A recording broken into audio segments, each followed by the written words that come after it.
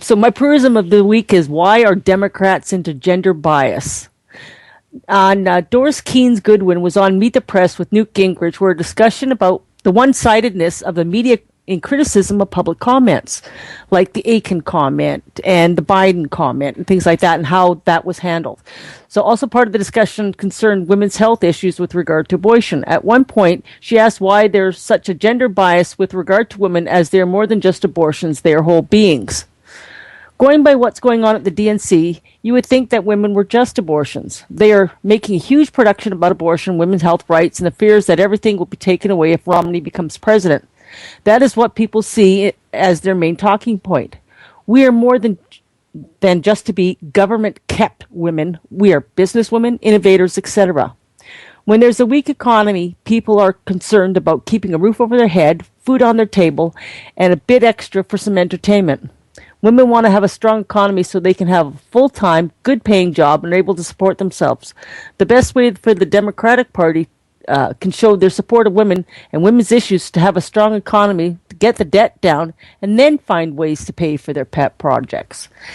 And then there was an article that Matt Vespa did called "Lilly Ledbetter Ignores Senate Democrats Who Shortchanged Their Female Staffers."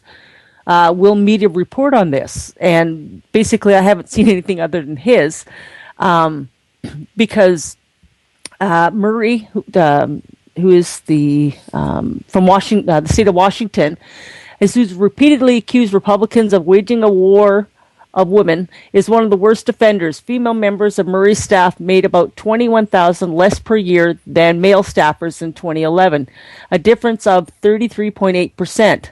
A significant gender gap exists in the Feinstein office, where women are also made about $21,000 less than men in 2011, but the percentage difference is 41%, and even higher than Murray's Boxer's female staffers made about $5,000 less, a difference of 7.3%. When the bill was blocked, Boxer released a statement saying Senate Republicans let down the women of America and their families by refusing to stand up for the basic principle of equal pay for equal work. But just as we didn't quit when the Republicans tried to defeat the Lilly Ledbetter Fair Pay Act, we're not going to stop fighting until the Paycheck Fairness Act becomes a law of the land. Ha ha ha! You mean to tell me that Democrat senators who were voting and advocating for this bill have not paid their female employees in a parity with their male employees? Is that what is going on here? And not only that, it's females that are doing the gender bias and the gender gap in pay. So it's not like it's the guys that are doing it, it's the women. And to stand up and sit there and start spouting off on the Republicans when you're guilty as charged, like, that takes chutzpah. I'm sorry. But I hope somebody has told Mrs. Ledbetter that the Democrats might want to, take the log out of their eye before they're pointing out somebody's splinter. Well, Obama pays his female staffers less, too. 22% less, if I remember the number correctly. So he's the person that passed the Lilly Ledbetter Act and signed it and was campaigning on it, and he pays his female staffers less. Oh, and there's also the fact that Lilly Ledbetter lost at the Supreme Court. So they overrode the Supreme Court by making a law? That's how it goes, though. That's how you get around. If a Supreme Court finds something unconstitutional, you have to take it to the legislature. You have to take it to the House and Congress, and then it becomes, legislation that more complies, because they already know what the minefields are in the Supreme Court. They know what the objections are. Well, if you look at the reasoning why the Supreme Court denied her, it was because she did not have an equal job. Oh, I'm not arguing for the bill at all. I understand. Oh, no. Exactly. In a perfect world, nobody would be, privy to what anyone else makes, and everybody would be bargaining and negotiating for their own behalf, with regards to what their own skills were. That's perfectly fine, and that would be the way I would love to see it happen. But just because it doesn't happen that way, that is the way that those things are done in terms of legislation. And I understand what they were attempting to do, I think, but you can't, equate, non-equatable jobs. You can't take a teacher's salary versus, say, a construction worker's salary and attempt to come to some kind of parity on those. And that's what has been going on the left for a long time. They've been attempting to make, dissimilar jobs pay similarly.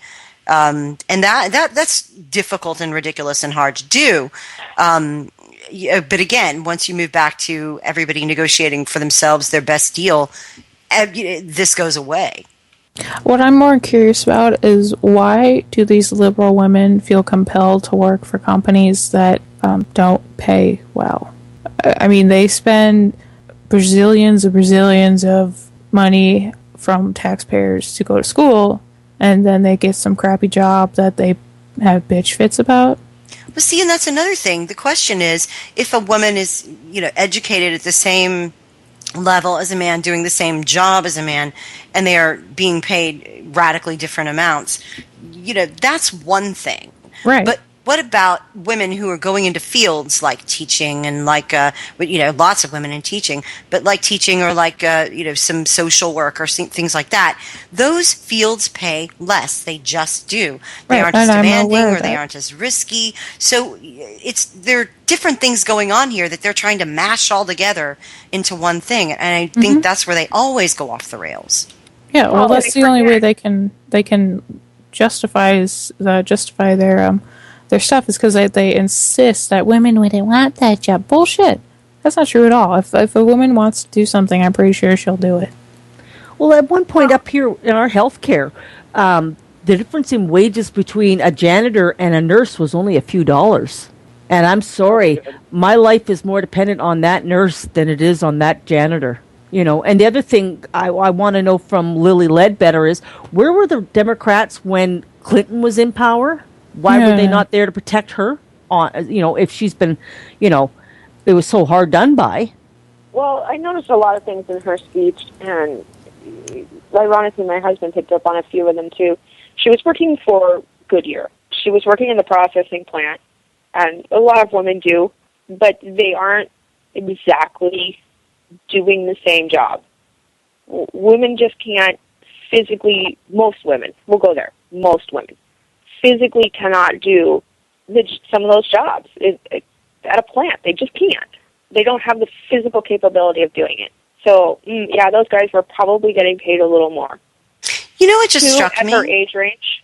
Oh, sorry, go ahead. At her age range that she was there, she was a female of childbearing age with small children. So at an hourly wage, which, plant work is, typically you're going to be making less, and you are going to move ahead less because you take more time off.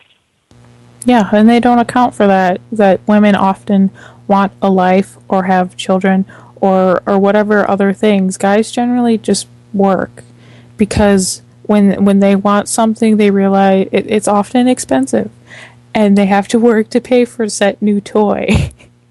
Whereas women, we'd rather just go hang out with people. What just struck me, here we are talking about equal pay and equal work and women, valuing their careers. How come Michelle Obama said that hard work matters more than how much you make in her speech?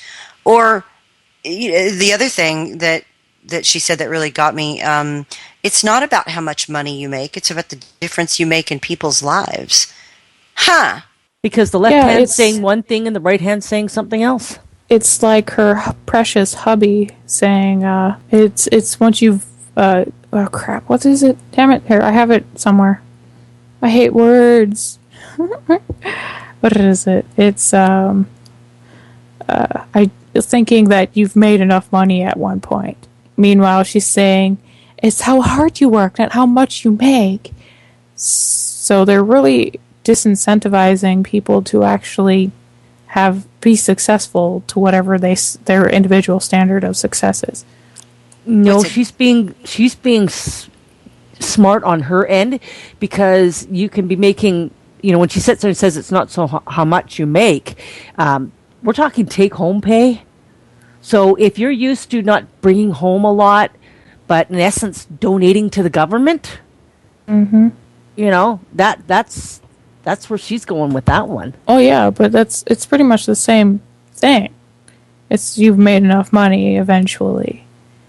And no, that's kind of absurd. You're just saying that once you get to this one point, then the rest needs to go to the government. That's absurd. Well, we know it's absurd, but that's the way you control people.